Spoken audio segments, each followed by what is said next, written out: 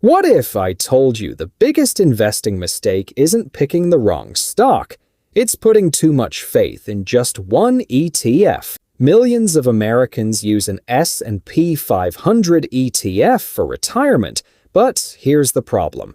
Your portfolio can still be heavily influenced by a small group of mega-cap companies. Suspense. So should you dump the S&P 500?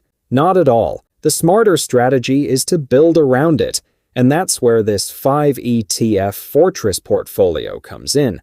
First, you have an S&P 500 ETF as the foundation, giving you exposure to America's biggest companies. Second, add a total U.S. stock market ETF to reach thousands of smaller and mid-sized companies that the S&P 500 doesn't fully cover.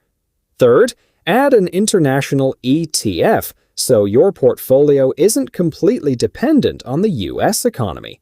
Fourth, consider a bond ETF, which can add stability when stock markets become volatile.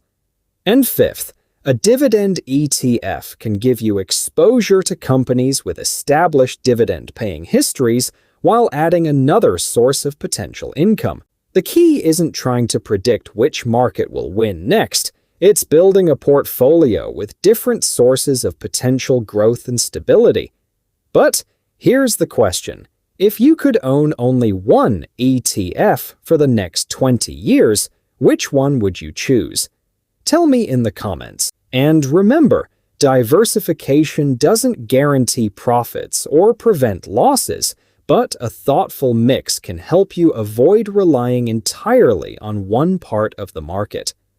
For more simple, evidence-based investing strategies, subscribe and follow for the next video.